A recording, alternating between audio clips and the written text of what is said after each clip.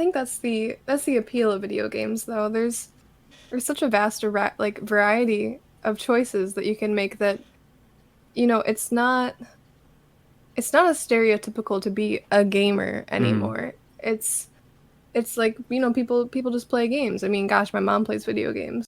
Jamming, yeah, jamming. I hope you like a jamming too. Hello, listeners. Welcome to Jammencast. This is a podcast dedicated to celebrating video games and delivering video game news and interviews. I adore video games and love sharing that with you every week, so if you stick around, I think you'll have a good time. This week, we have What's News, where I go over the video game news from last week, and then I have an interview with Foxingtin, a Twitch streamer who plays Heroes of the Storm, a wonderful lady who's more on point than her skill shots. It was delightful to sit down and talk about how video games have impacted her life and learn about who she is. Before we get started, I want to inform you of a few ways you can elevate your experience. I have a phone number you can call if you hear something and feel like giving me your opinion on it. If you say something interesting, if you make a great point, I'm happy to put you on the air.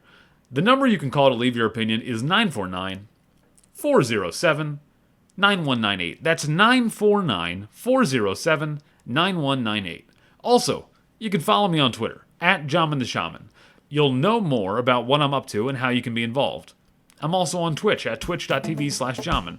So let's go. Let's get this podcast started.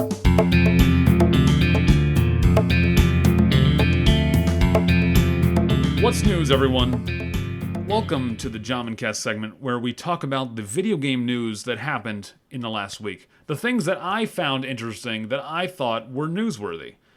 And this week we have one thing about Pokemon Go, the mobile game, and then everything else is about Classic WoW. So get ready, tuck in, we're talking about some stuff. So the first thing I want to talk about is a class action lawsuit against Pokemon Go's company Niantic was settled in the US. So a report by Kieran McCarthy in the San Francisco for the Register on theregister.co.uk. There was a Pokemon Go class action lawsuit in the US brought by angry homeowners who claim that the video game encouraged people to trespass on their land. One owner of an oceanfront condo in Florida was confused when hundreds of players appeared on his property at all hours of the day and night. Another complained he had 5 different people ring his doorbell and asked to be allowed into his backyard to catch Pokemon. Niantic has not accepted any blame or liability and will pay just over $4 million to settle. So most of it's going to the lawyers. The 12 people who actually brought the case and who had pushed it through to the Northern California federal court for 3 years will get a measly $1,000 apiece. As part of the settlement, Niantic has agreed to set up a website and online reporting system for people annoyed by blundering gamers on their land and has said it will resolve 95% of complaints within 15 days. It has removed Pokestops close to single-family houses and has said it will not place new ones close to such houses. It will also add warnings to the game telling people to be aware of their surroundings and will follow the hours of public parks. So there's a class action lawsuit against a Pokemon Go company, Niantic.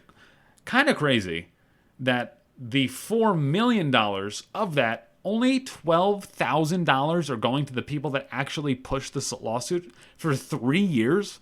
3 years of a lawsuit, you only get $1,000? That's rough.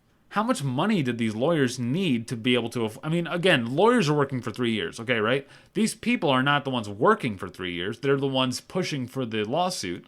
They are the ones hiring the lawyers. So the lawyers are doing all the work. But is it fair to say you only get $1,000 after 3 years of you pushing, asking this lawyer? I don't know how it works. I'm not a lawyer. I have no idea. But Pokemon Go, it's pretty hilarious that people are bumbling into other people's houses and stuff. I'm glad it's not mine. I'm glad it's not me. Feels bad to see that happening. And then they're also not taking any responsibility for these people. There's never been like it's a virtual thing, right? They created a virtual item and they put it in a physical location. Who owns that virtual item? Is it the company that put it there? If someone just walks into your house and puts down something that you can't touch or see or mess with, is it yours? Do you get to keep it? Right? Just interesting. An interesting idea. So there's never been like a court precedent set for virtual items in the physical world. So that's something to note, to think about when we're talking about Pokemon Go and these augmented reality games. It's kind of just really interesting. So to move on to my favorite game of all time, Classic WoW. We're going to talk about this. We've only got a couple more. It's a pretty short segment this week. Only two things more to talk about. But at the beginning of this week, on the September 7th, Saturday, and then it happened again, I believe, on September 8th, Blizzard Classic servers got DDoS'd. So it's a distributed denial of service attack by someone. They attacked the World of Warcraft Classic realms. They attacked Twitch servers. They attacked Wikipedia. They went after Overwatch. They went after a couple other places, but they were just denying service. They were just hitting IPs and they were bringing down the servers basically. So Blizzard had a blue post. They said the World of Warcraft service has been negatively impacted by an ongoing distributed denial of service attack, and they've seen repeated WoW realms targeted and taken offline by the attackers. And the attackers, according to Reddit, according to Twitter, the attackers were targeting Blizzard and Twitch because they didn't like the streamers and they didn't like the way the World of Warcraft was coming out because of how streamers were interacting with stuff, and they wanted to hurt them in any way they could. And it's just stupid. It's like one of the dumbest things you could say. A DDoS attack is not a complicated thing. I personally have no idea how to accomplish it, but according to all the keyboard informants on Reddit, on Twitter, that DDoSing is pretty simple. You just have to hack into a bunch of botnets. Basically, you get a bunch of computers on your network. You get them to ping something. All of them log into the same spot at the same time, throw a bunch of information at a server. The server cannot handle that many requests. The server shuts down. It sounds fairly simple. You just got to execute it. You got to have the right software. You can rent it, apparently, this type of software. And so someone just did this to Blizzard last week, and they're just attacking Blizzard. It was obnoxious. Honestly, attacking Twitch streamers, like saying like Twitch streamers are the reason you're going to attack a Blizzard service. Okay, so I'm trying to log into World of Warcraft, right? There's queue times. There's thousands of queues, people waiting to get in. The server shuts down. I'm kicked out. Everybody's kicked out that's playing. Everyone tries to rush back in. Most people are going to get back in because Blizzard has a thing set in place so that if you were already in, you get put in. You're fine. If you were kicked out, you shouldn't have, unless you have to sit there for quite a while. I don't know what the leeway time is, how long you have to log back in before you have to sit in queue again. But Blizzard has something in place to help people if you get disconnected and try to log back in. You don't have to sit in queue again. But if I can't get back in, if the game is just down, what am I going to do as a person sitting at my computer with no time to play? Okay, this is my time to play WoW. I want to watch WoW. I want to see WoW right now. That's my plan. I'm going to go look at a Twitch streamer, right? I'm going to go look at Twitch. You're not going to knock everybody down with your DDoS attack unless you have unless you have a lot of power and a lot of this is huge. Like if you can shut down every Blizzard server at the same time. So what's going to happen? People are going to go look at Twitch. They're going to go watch Twitch streams. I feel like, some people are just going to sit up and get on their computer and go home and log off and come back another day. But some people, and I feel like a lot of people, are actually going to go to Twitch and watch Twitch. Like, I don't see, I don't get it. That's what I mean. I feel like attacking Blizzard and shutting down their players from playing is not attacking a Twitch streamer, is not attacking the big ones. They're not going to be affected. In fact, I think you're going to see more people watching them just to see what their reaction is to the DDoS deck. I'm going to go click and see, let's watch Asmongold. Let's see how he can yell or scream or get flustered or mad. Let's see what his opinion is on this DDoS. What's he going to do? And so that happened Saturday and Sunday. This person did this, and their Twitter account's already been taken down. They've been removed. The last time this happened, 4 years ago, Blizzard servers were attacked. The attackers got several years in prison. So this attacker group, this recent one, attacked Wikipedia, Twitch in the last 24 hours. And so they're going to be seen. They're going to be found, and something will happen. It's just kind of stupid. Why, like, you're gonna go to jail for this? Honestly, and it's kind of a dumb thing to go to jail over. Like, you're doing nothing other than wasting people's time. And then the next thing that I want to talk about, and this is a small change for World of Warcraft Classic. So hashtag no changes, right? People are worried about that. But this is consider according to Blizzard, this is a hashtag no change. Okay, this is in line with what it was in World of Warcraft Classic. They changed something back to what they say is the way it was before, not how it is in the Classic Beta, but how it was back in Vanilla. Okay.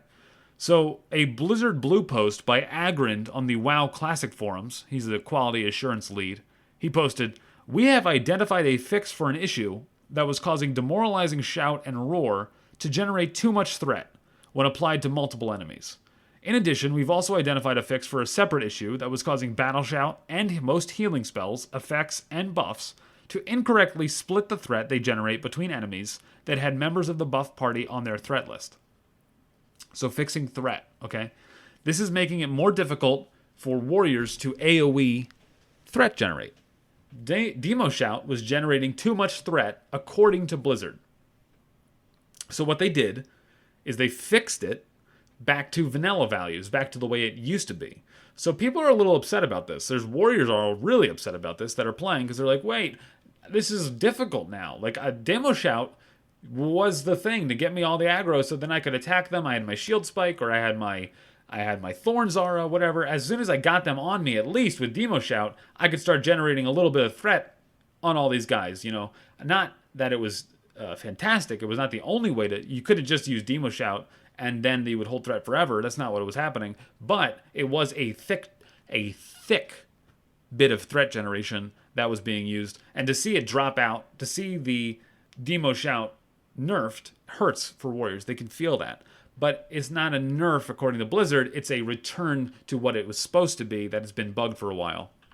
And the final thing I want to talk about this week is the Apes. And a number of guilds have done this now. But the Apes was the first guild to do it. And this is courtesy of Mike Fahey on Kotaku. I knew about the Apes. I saw a bunch of stuff about it. But he compiled it all in an article on Kotaku. From the original launch of World of Warcraft on November 23rd, 2004, it took players 69 days to defeat Onyxia. Molten Core and Ragnaros weren't defeated until April 25th, 2005. Okay? The European guild Apes did it in 6 days in World of Warcraft Classic. It was a 40-person raid group. Only 25 of them were level 60. Only one person had actual tank gear, and nobody had any fire resistance gear. So the challenge was not figuring out how to beat the bosses or figuring out the mechanics of the bosses. The challenge for World First this time was just getting enough people there to actually do it. So whoever actually got enough people there were the people to get them in. So Apes was the guild to get World First clear of Ragnaros and Onyxia. It's really awesome to see them, to see that happen, to see the World First stuff going on. And then a bunch of guilds have done it now. A lot of people have cleared Onyxia and Molten Core on multiple servers. And so everyone's now farming their gear and farming more stuff and getting their stuff in. And we'll see how Classic WoW lives as now these are going to be on farm, basically, right? So these bosses are down. These loot pinatas are dead on the first week. So how are players going to deal with that? Is the longevity of the game enough? Are we going to hit Phase 2 fast enough to keep these people? Are people going to quit and come back on Phase 2? Are people going to keep playing all the way until Phase 2? Like the majority of players. Obviously, there'll be people that do both, right? There'll be people that do that. So it'll be interesting to see how people react, how people play, where they're going to go as the game progresses. I've seen a lot of people stop playing. Actually, a lot of streamers have moved back to their normal games, or they're just dabbling in it. They're not playing super hardcore. It's great. It's great. I mean, listen, I'm going to be on Classic WoW for a long time coming. I feel like I'm level 44 at the time of this recording. 43. I'm level 43, and so I'm just having a blast. It's fantastic. So that's it, everyone. That's the What's News segment. That's everything I want to talk about this week for the news of the video game world. I talked about Pokemon Go, and then we talked about Classic WoW. So basically, I talked about everything I love. The Pokemon Go stuff is just, interesting video game. How do you identify that in the world, and where are we going to place that as the video game industry moves forward? These new concepts and new ideas with virtual reality, augmented reality. What's going to happen? So we're moving on. We have an interview for you today. Foxingtin came on. She was delightful, fantastic interview, talking about video games, talking about Heroes of the Storm, talking about video games and how they impact our daily lives and impact our personal lives, how we've grown up with them, what they do for us. So I hope you guys enjoy this interview. Here it is.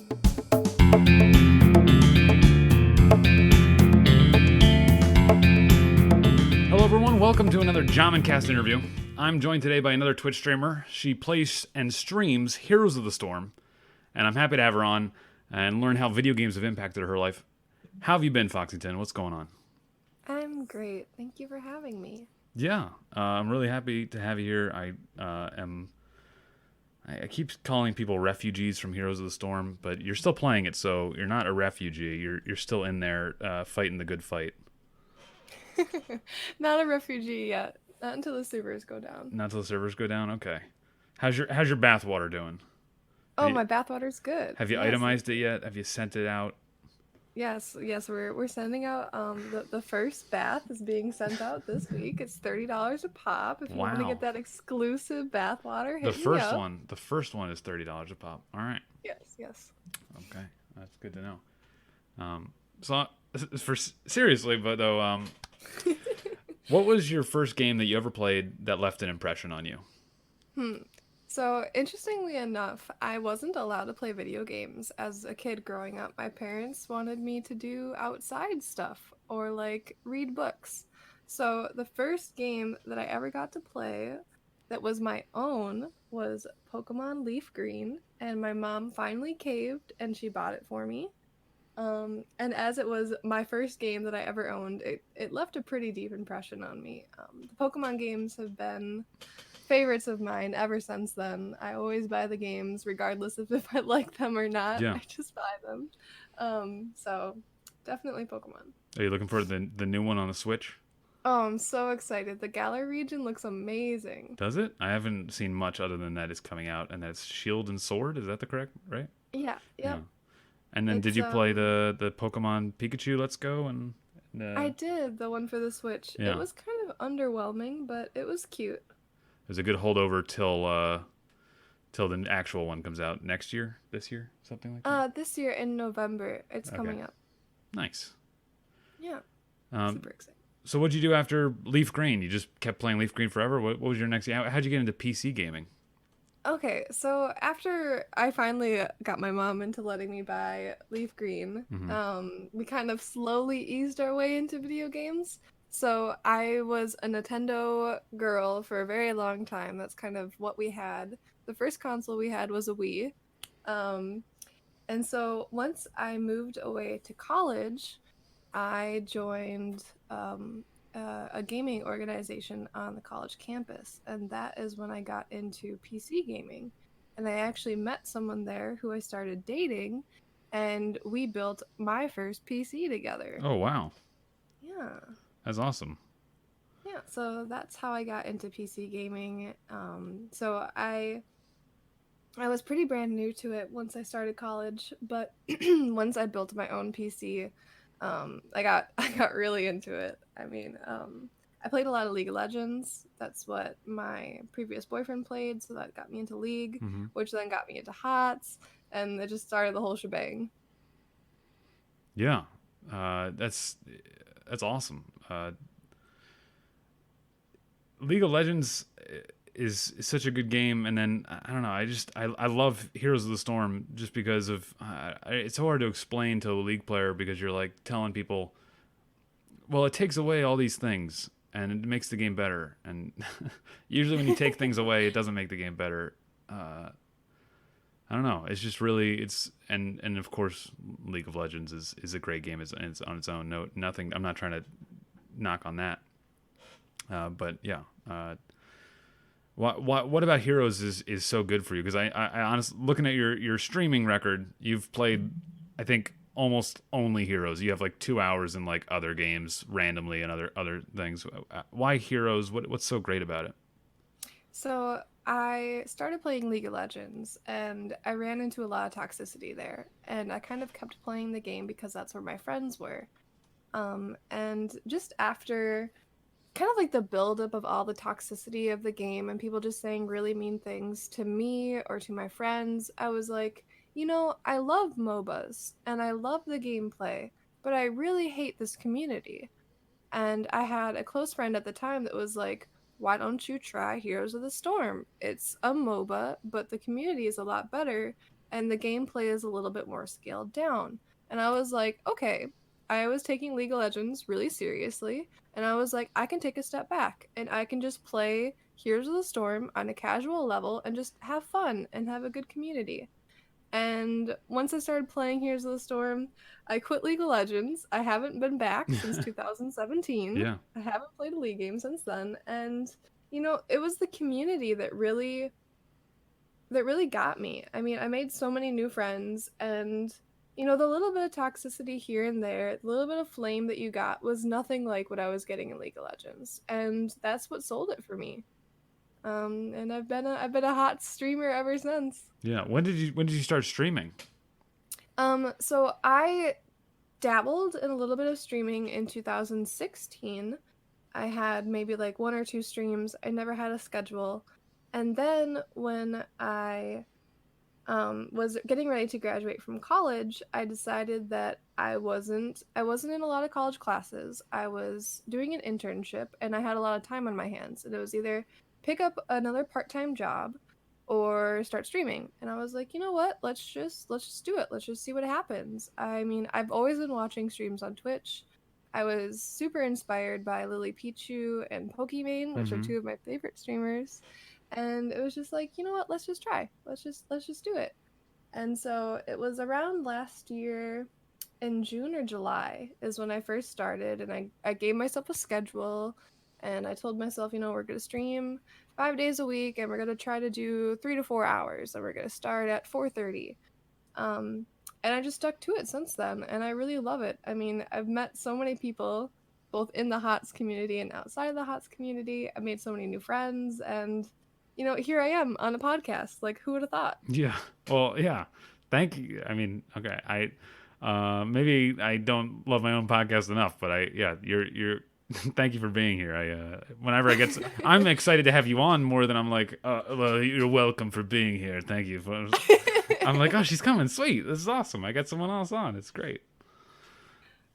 So another question I have for you is like, how have video games? So you started with Pokemon Leaf Green, and this is an RPG, and this is obviously a MOBA is completely different. But how does your games like? Do you see yourself attracted to games from your childhood, or attracted to new games? I mean, based on the games you liked from your childhood. I feel like that's an obvious yes, but like, um, you're playing a MOBA versus like Pokemon Leaf Green. And then I also kind of want to know about like, so you didn't have any experience with like Warcraft or StarCraft or any of these like Blizzard worlds before you started Heroes, because that's what attracted to me to Heroes was the Blizzard worlds being put in. Sure. Okay, that's a Sorry, lot of yeah, questions. that was a I'll lot. break Yeah, it down. yeah. So starting from Pokemon, I definitely have a soft spot for like the Nintendo games that have that nostalgia feel for me. Mm-hmm. So whether it's Pokemon or it's Animal Crossing, like those games will always have a place in my heart. But I think I play those games for different reasons than I play MOBAs or I play Blizzard games. Like nostalgia games is kind of like the heartwarming single player, sit down, have a nice cup of tea, and just kind of, decompress. Maybe not think about the world for a little bit. And when I play MOBAs, it's more I want to play with my friends. I want to be competitive. I want to feel like I'm doing something a little bit skillful in the game, and I think that's the different kind of levels of attraction of video games. They kind of do something different for me. Gotcha. Um, and then coming to a MOBA, I because I came to Here's the Storm from League of Legends, I didn't have a lot of influence from Blizzard.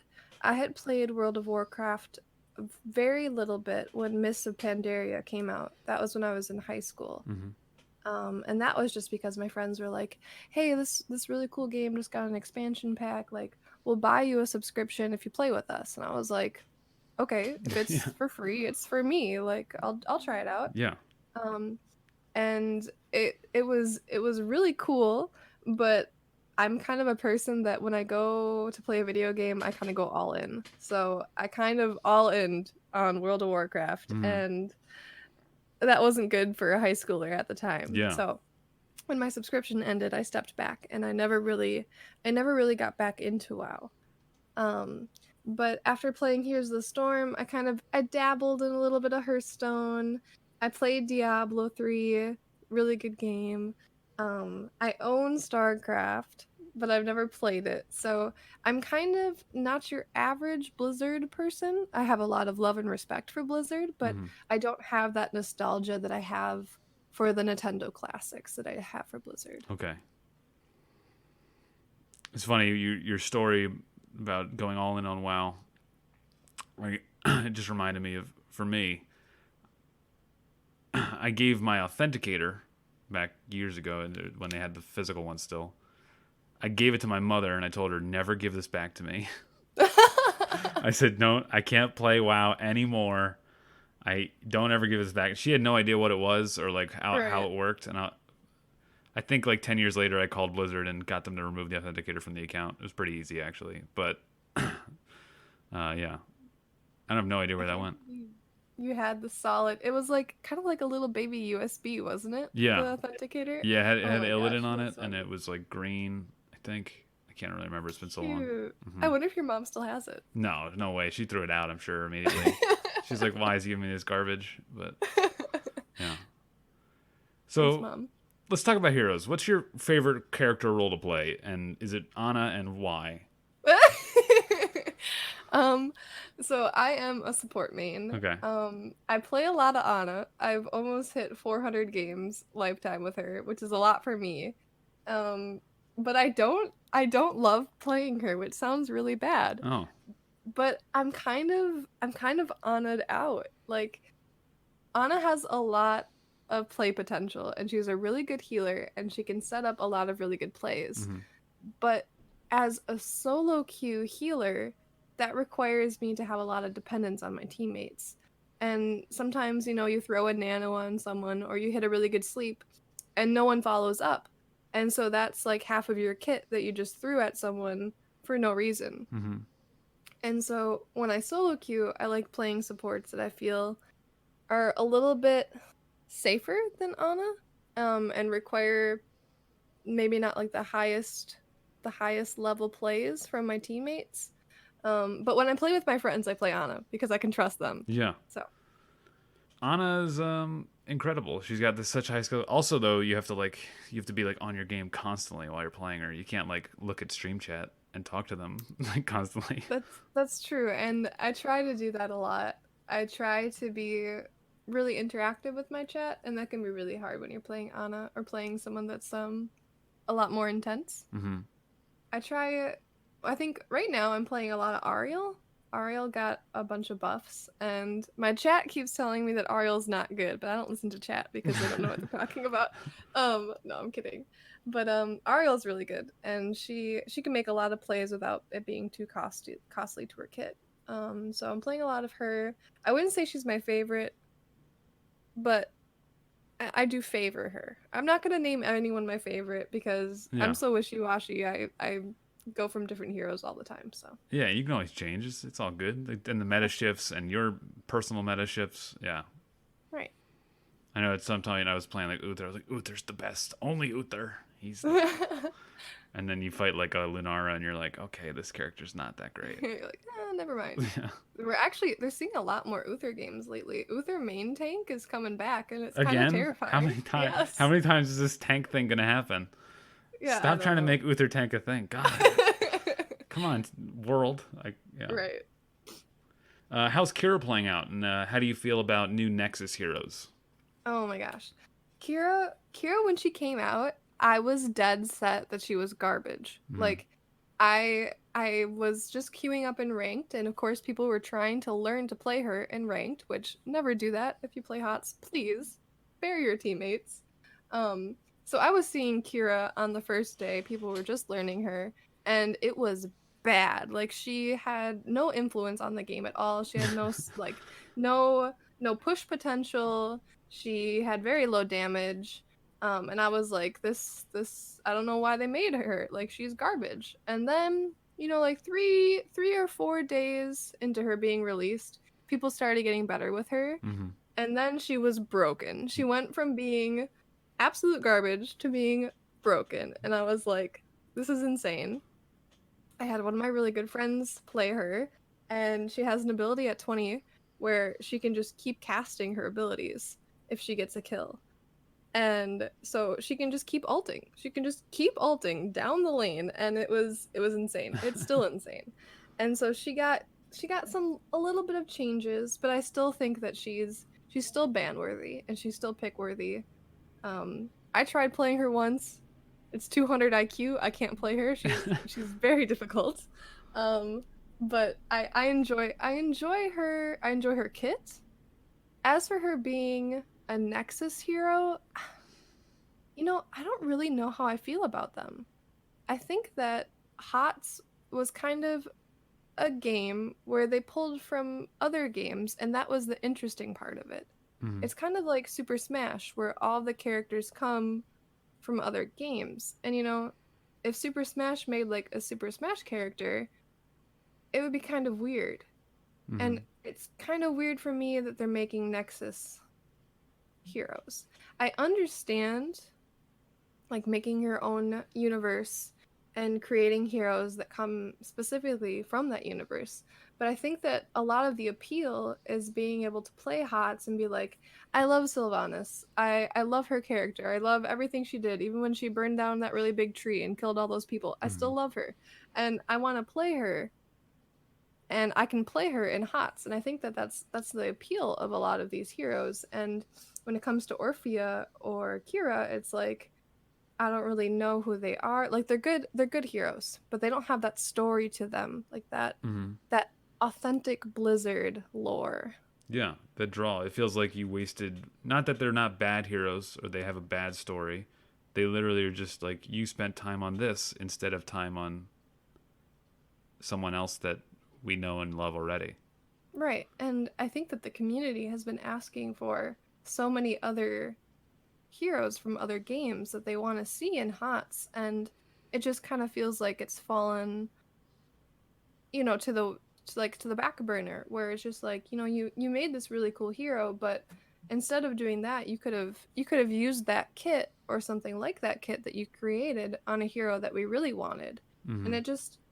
I think it just kind of adds to the whole Heroes of the Storm is dying, quote unquote, and the developers don't care about us anymore. Mm-hmm. And whether that's true or not true, I think that making specific heroes from other games would at least pull maybe more people to play the game, maybe build a little bit more interest. So I think that, not that it's a wrong choice, but I think that in the state of the game, it would be a better choice to just maybe play on fan favorites. I don't know. Yeah, That's my opinion. yeah. I mean, just marketing wise, having a character from another game is just like, look how many more people we got playing this time. I mean, Right. I'm sure they have notes and numbers and statistics they saw, like, oh, here when we released Kira, oh wow, we didn't spike as hard as we did when we released Anduin. Like Right. um, they probably are aware of that. But yeah, for me, when I saw Orphea released, I was like, this looks like a League of Legends character, and it doesn't seem like I would enjoy this character, and I don't really care for her lore or her abilities. But then when I saw Kira, for some reason it clicked, and I was like, okay, I'm okay with Nexus Heroes now because I actually like this character. Like I like the way she plays, I like the way she flows, the looks, and everything about her, and like that they showed her in the. And then I played her a couple times, and she's really fun. I don't know if she's OP. Maybe that's why she was so fun. Um, but yeah, and then so I was okay. All of a sudden I was like, okay, I'm okay with Nexus Heroes, but I still feel the same way. Like It's this balance of, do you want to make a character that's good for the game to make the game better, or do you want to make a character that is more attractive to make people play? And I mean, you could do both, I guess. Why can't you do both? Yeah. Right, right.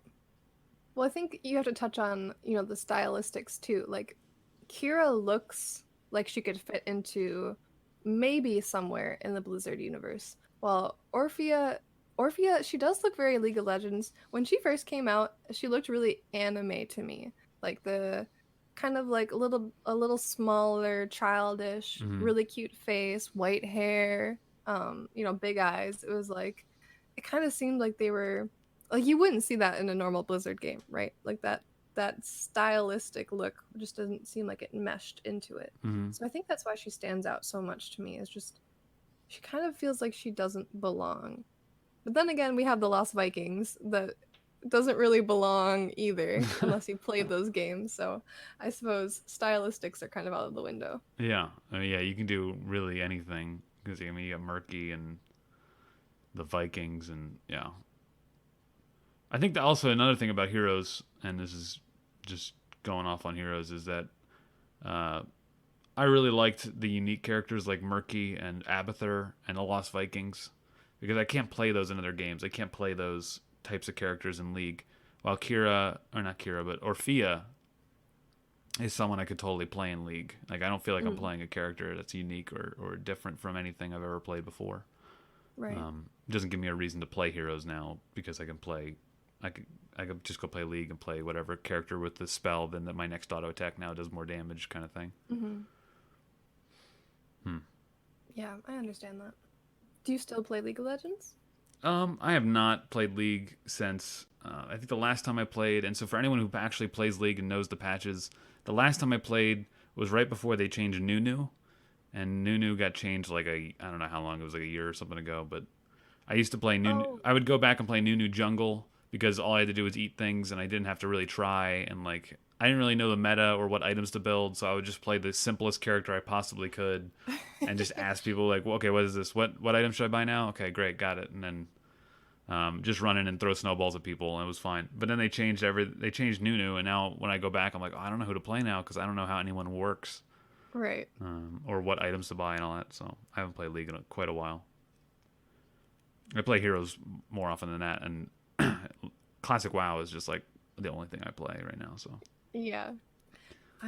I'm excited to start playing Classic WoW, but like I mentioned, when I play games, I kind of go all in. mm-hmm. And so, as someone who is looking for a quote real job, it might be a little detrimental to my professional life and my social life if I start playing Classic WoW. So we'll see. We'll see what happens. Fingers crossed. I don't fall into the WoW hole too Yeah, far, but it's always yeah, it's one of those games, and I've seen streamers talk about this on Twitter, and I won't name people, but they talking about like, oh, I'm just like so much anxiety, my life feels like it's falling apart in the last week or so. I'm like, hey, maybe it's World of Warcraft, and they're like, right. oh, it is, it probably is World of Warcraft. You're right. I'm like, yeah, just relax, like just pull back, and that's why I'm happy that I'm only level 43. I know we talked about this before the podcast started that you're like, wow, it's so high up there, but like honestly, I feel like I've just been relaxing, and like I'll go help friends level up. They're like level 20, 30, and I'm like, oh, I'll come back and help you. So these mobs are all gray. It doesn't help me at all.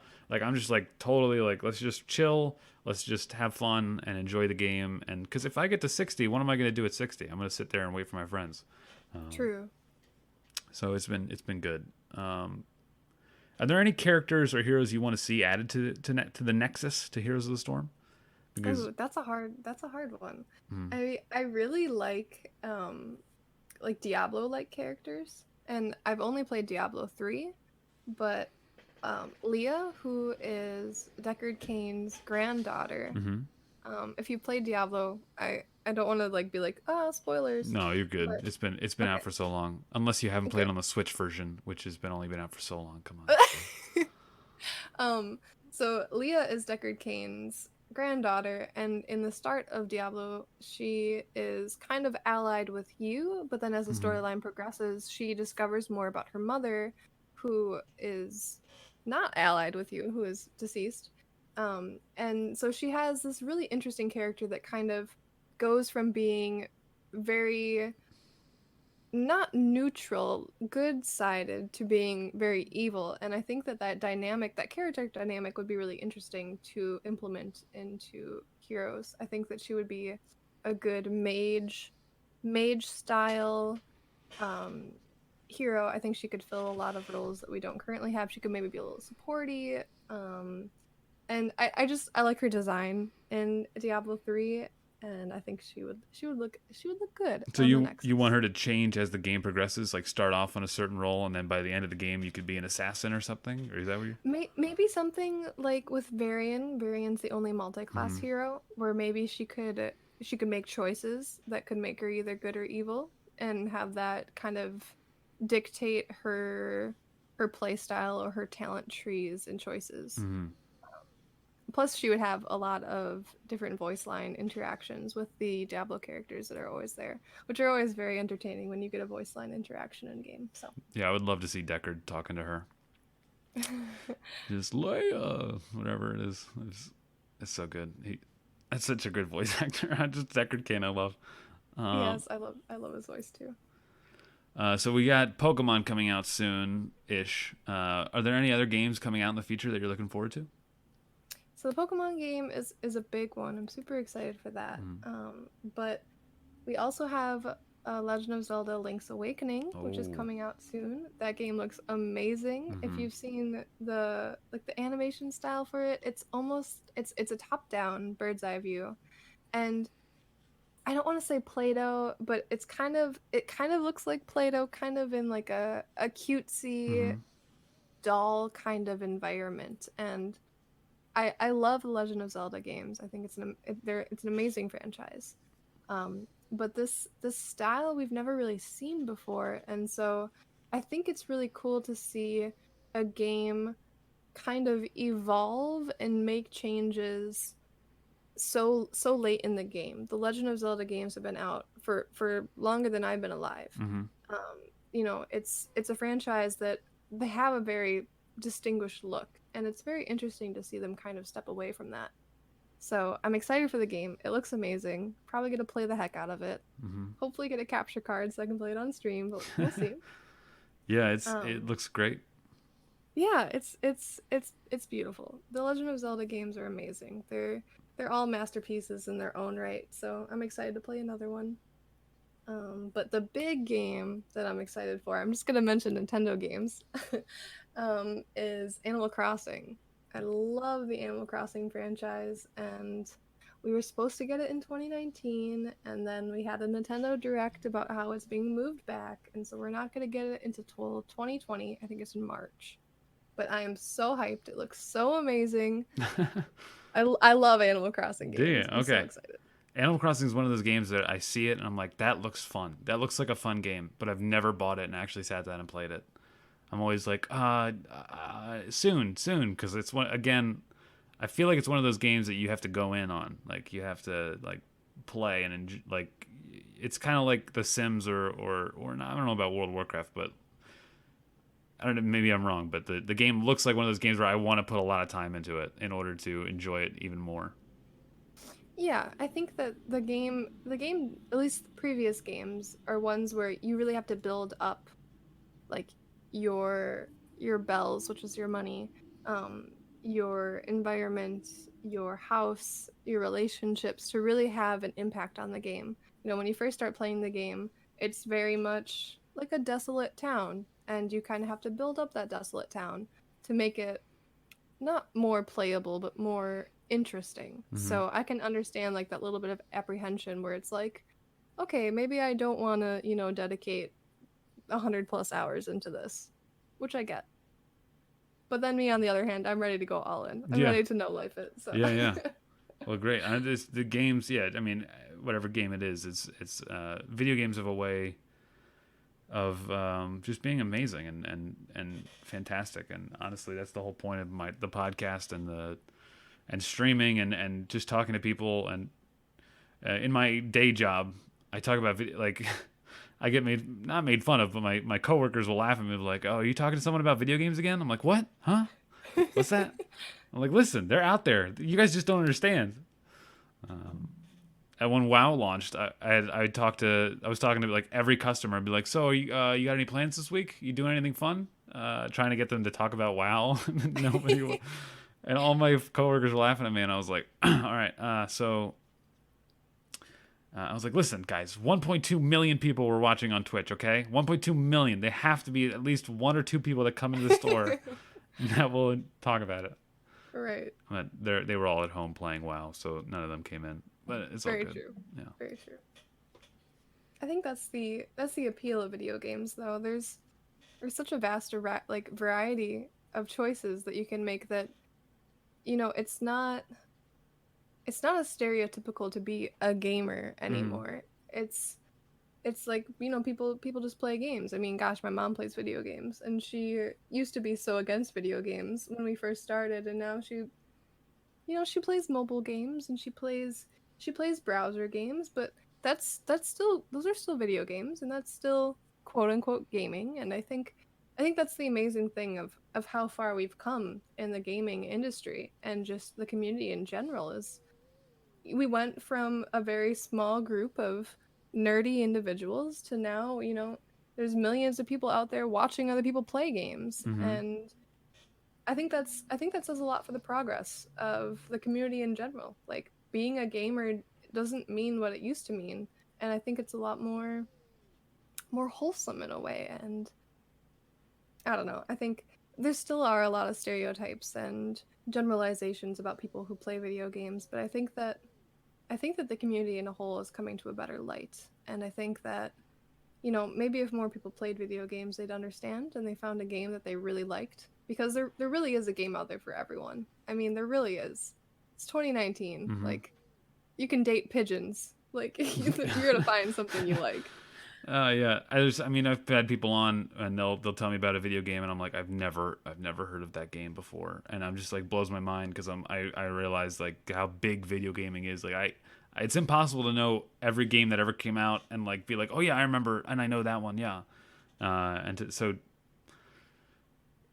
it's incredible the size of the video game industry. We'll see if what goes on in the coming years, but it's been incredible, and I love it. Okay, so everyone, that's the interview. That's what we did. Thank you so much, Foxington. If you guys have not followed her, go to twitch.tv/Foxington right now and follow her. And it's on Twitter. She's at Foxington. So FOXINGTIN. Well, thank you for coming on. That's all the questions I had for you. It's everything I wanted to talk about. It's been a pleasure. Thank you so much. Yeah, thank you. It was really fun chatting about video games. I don't do this very often unless it's on stream, so it's always nice to talk to a fellow video game enthusiast. So thank you for having me. Yeah, just talking about video games is like, oh yeah, okay, this is why I do like this. Okay, other people do like this. Got it. Okay, got it. Right. Thanks so much. Yeah, thank you.